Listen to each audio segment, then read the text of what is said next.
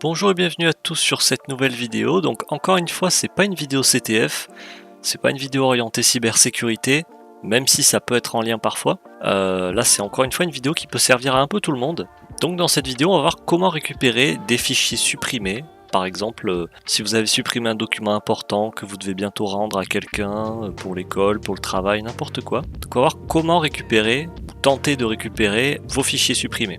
Alors évidemment, il n'y a pas 100% de chance il n'y a pas toujours 100% de chance de récupérer vos fichiers, mais ça coûte rien d'essayer. Déjà, dans un premier temps, on va voir les précautions à prendre pour justement avoir plus de chances de récupérer votre fichier. Ensuite, on va voir rapidement pourquoi on peut récupérer les fichiers, comment ça se fait qu'ils ne sont pas réellement supprimés en fait du disque ou de la clé USB ou autre. Mais après, je vous montrerai donc sur Windows comment récupérer un fichier. On utilisera un logiciel assez simple à utiliser qui s'appelle Recuva, et sous Linux, on verra comment faire ça avec Photorec. Donc déjà, les précautions à prendre quand vous voulez récupérer un fichier supprimé.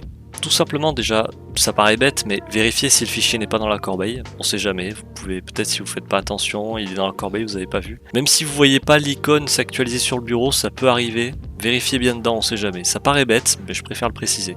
Si vraiment le fichier, vous savez que vous l'avez supprimé définitivement, il n'est pas dans la corbeille non plus. Alors si c'est sur une clé USB, laissez-la, vous pouvez la laisser brancher, mais n'écrivez plus de données dedans. Ne faites plus rien avec cette clé USB, ne créez pas de nouveaux fichiers dedans, ne modifiez pas de fichiers, n'y touchez plus. Juste laissez-la brancher, n'y touchez plus.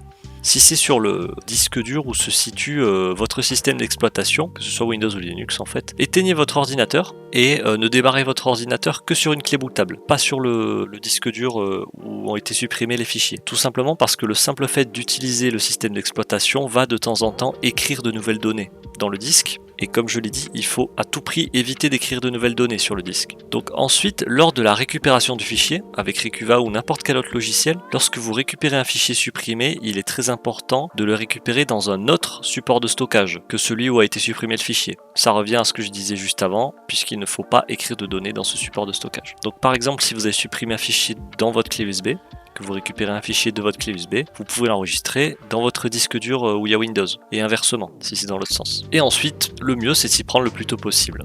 Voilà, ça aussi, ça peut paraître bête, mais je préfère le préciser, plus vous y prenez tôt, mieux c'est. Donc pourquoi est-ce qu'on peut récupérer des fichiers? Pourquoi est-ce que quand on supprime un fichier, il est toujours récupérable? Tout simplement parce que les données du fichier ne sont pas supprimées du disque en fait. Ce qui se passe quand vous supprimez un fichier, c'est simplement que l'endroit où sont stockées les données du fichier est marqué comme libre, mais les données ne sont pas directement effacées, elles sont effacées plus tard quand vous réécrirez par-dessus.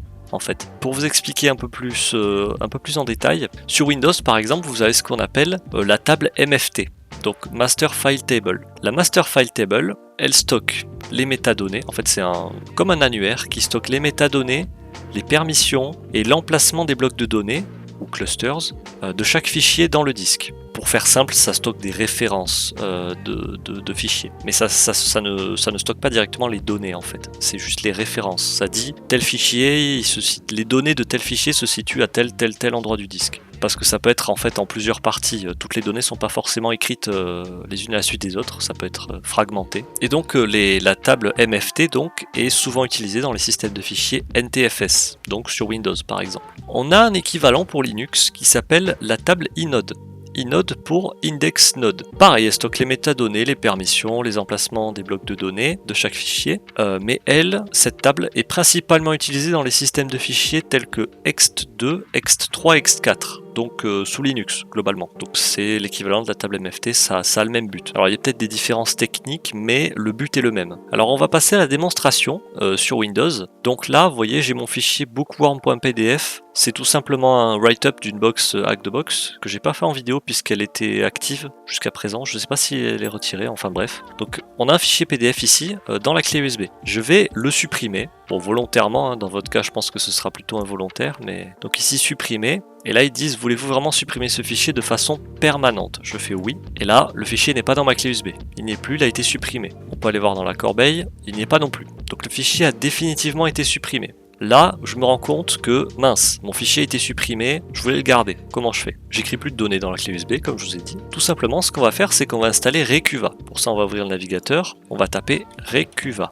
Alors c'est pas recuva.fr le site officiel, je sais pas si c'est un site de phishing ou un site secondaire, je sais pas trop. En tout cas, normalement le site officiel c'est CCleaner.com. Je vous mettrai le lien en description si vous avez un doute. Donc on va sur CCleaner.com, on arrive sur cette page ici, pour télécharger Recuva. Ici on fait Download Free Version. Ici on fait Free Download, et ici Download. Alors évidemment, il existe une version premium, mais vous pouvez très bien faire sans. La version gratuite fonctionne très bien pour récupérer vos fichiers. Voilà, maintenant je lance l'installateur. Oui.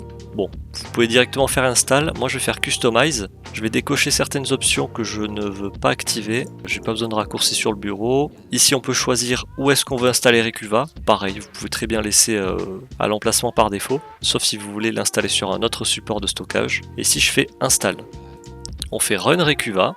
Donc voilà, on a ça qui s'ouvre. On fait tout simplement next. Ici on nous demande quel type de fichier on veut récupérer. Alors, moi je préfère laisser all files. Pourquoi? Tout simplement parce que, admettons je mets documents, je ne sais pas quel type de fichier il prend en compte. Je ne suis pas sûr en fait que le fichier que moi je vais récupérer soit reconnu par ce type de fichier, d'après Recuva. Je sais pas si vous me suivez. Par exemple, si je veux récupérer un fichier OGG, je peux sélectionner musique par exemple.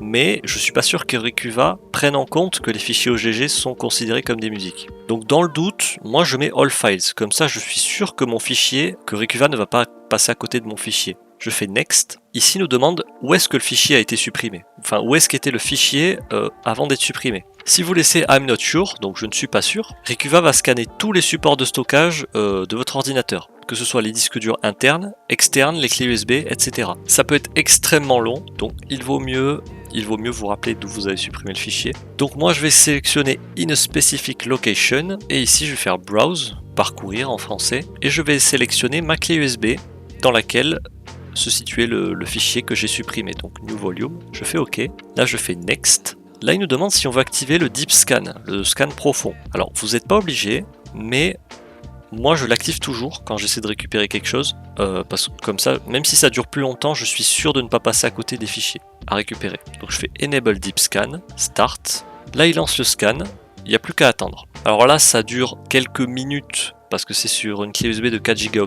Sachez que plus le support de stockage que vous scannez est grand, plus ça sera long. Si vous faites ça sur un disque dur d'1 Teraoctet, ça sera beaucoup plus long. C'est peut-être plus rapide sur un SSD, mais ça c'est à vérifier. Je suis pas sûr, j'ai pas essayé sur un SSD encore. Si jamais vous avez essayé sur un SSD, n'hésitez pas à le dire en commentaire. Ok, alors Recuva a fini de scanner ma clé USB. Alors un truc très intéressant à voir ici, les deux précédentes fois où j'ai record la vidéo, j'ai fait des tests avec un autre fichier PDF, et vous voyez ici qu'il est irrécupérable. Pourquoi? Parce que j'ai réécrit un autre fichier PDF dans ma clé avant de récupérer ces deux fichiers PDF. Ce qui fait que ça a écrasé les données de ces deux fichiers PDF qui étaient dans la clé. Voilà pourquoi ils ne sont pas récupérables. Donc là, ça illustre bien ce que j'expliquais en début de vidéo et pourquoi il ne faut pas écrire de données tant qu'on n'a pas récupéré nos fichiers. Et là, il nous dit bien, ce fichier a été écrasé par bookworm.pdf. Mais là, bookworm.pdf, étant donné que j'ai pas réécrit de données dans la clé après l'avoir supprimé, vous voyez, il a un état excellent et aucun cluster, donc aucun bloc de données n'a été écrasé, donc je peux le récupérer. Alors ne vous fiez pas toujours au nom du fichier, parfois les noms des fichiers n'ont juste aucun sens, enfin je pense que c'est pas pour rien qu'ils ont certains noms, mais parfois vous avez des noms avec des accolades et des chiffres et des lettres, bon on sait pas trop ce que ça veut dire. Parfois les noms sont à moitié coupés, vous voyez là normalement c'est pc.pdf et pas juste c.pdf. Bref, ne vous fiez pas juste au nom du fichier, si jamais vous voyez des fichiers qui ont un nom un peu incohérent, vous pouvez vous fier à l'extension, à la date de modification, à la taille du fichier. Ça peut vous aider à savoir à peu près ce que ça peut être. Si jamais le nom vous parle pas du tout, ben là dans ce cas-là le fichier, le nom du fichier est resté tel quel, et tant mieux. Donc je vais récupérer le fichier, je vais cocher ici, je vais faire recover en bas. Très important, comme je l'ai dit, la précaution à prendre, c'est de ne pas sauvegarder le fichier dans la clé USB, puisque c'est de là qu'on récupère le fichier supprimé. Donc on va récupérer ça sur notre bureau, ok. Donc là j'ai sélectionné le bureau, je fais ok. Ici il nous dit qu'il a réussi à récupérer un fichier, je fais ok. Je peux fermer Recuva. Et ici j'ai mon fichier bookworm.pdf. Et si je l'ouvre, vous voyez, j'ai réussi à récupérer mon fichier PDF, mon write-up de la box Hack the Box. Donc voilà, donc ça peut marcher évidemment avec n'importe quel type de fichier, hein. Ça peut marcher avec plusieurs fichiers aussi. peu importe la taille du fichier, tant que vous n'avez pas réécrit de données après, il y a de grandes chances que vous puissiez récupérer votre fichier. Par contre, si c'est un fichier que vous avez supprimé il y a genre 2 semaines et que vous avez entre temps beaucoup utilisé le support de stockage, il y a de grandes chances que vous puissiez pas le récupérer malheureusement. Donc c'était tout pour la démonstration sur Windows avec Recuva. Maintenant je vais vous montrer sous Linux avec donc Photorec. Donc nous voilà sur ma clé bootable, j'ai démarré sur ma clé bootable que j'ai fait dans la précédente vidéo, que vous avez dans le petit en haut à droite, si vous voulez aller voir comment créer une clé bootable. Donc d'abord ce qu'on fait, c'est qu'on liste les disques avec la commande sudo fdisk-l. Donc une fois qu'on a listé les disques, on doit trouver le chemin de notre clé USB, puisque dans mon cas j'ai supprimé un fichier sur ma clé USB. Pour savoir quel disque correspond à ma clé USB, je peux me fier au nom du disque, donc là c'est USB disque 2.0, mais aussi à la taille du disque, donc à peu près 4 gigaoctets, donc là c'est 3 giga et quelques, donc c'est ma clé USB. Donc on sait que ma clé USB se situe dans /dev/sdd. Et maintenant, on va devoir installer Photorec. Pour avoir Photorec, on doit télécharger TestDisk, puisque Photorec est un outil fourni avec TestDisk, qui est un autre outil qui embarque Photorec. Pour ça, on va aller sur le site de CG Security. Je vous mettrai le lien en description pour télécharger TestDisk. Je vous mettrai directement le lien vers la page de téléchargement. Sinon, vous cliquez sur Download dans le menu à gauche. Et vous cliquez sur le bouton vert de téléchargement à droite. Vous devrez avoir un fichier compressé. Vous pouvez le décompresser avec la commande tar-xvf et le nom de l'archive. Ça devrait vous décompresser le fichier.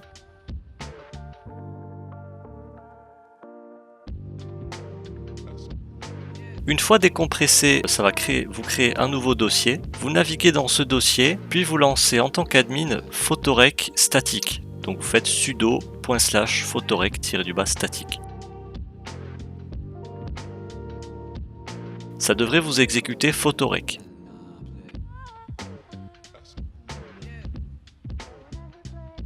Une fois que Photorec est exécuté, vous devez sélectionner donc le disque qui correspond au support de stockage dans lequel vous voulez récupérer un fichier. Moi c'était /dev/sdd. Donc vous sélectionnez avec les flèches haut et bas votre support de stockage. Ensuite vous appuyez sur Entrée.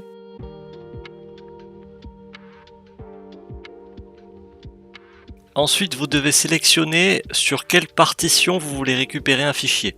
Si vous avez un doute, vous prenez le disque entier. Vous voyez écrit wall disk entre crochets à la fin pour scanner tout le disque et pas scanner juste une partition. Si vous avez un doute, prenez la première option.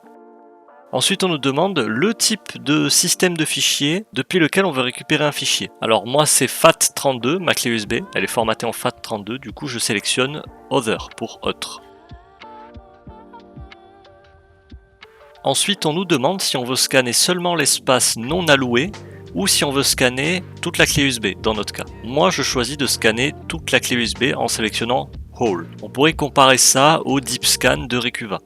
Ensuite, on nous demande où est-ce qu'on veut enregistrer les fichiers une fois qu'ils ont été récupérés de l'espace de stockage où ont été supprimés des fichiers.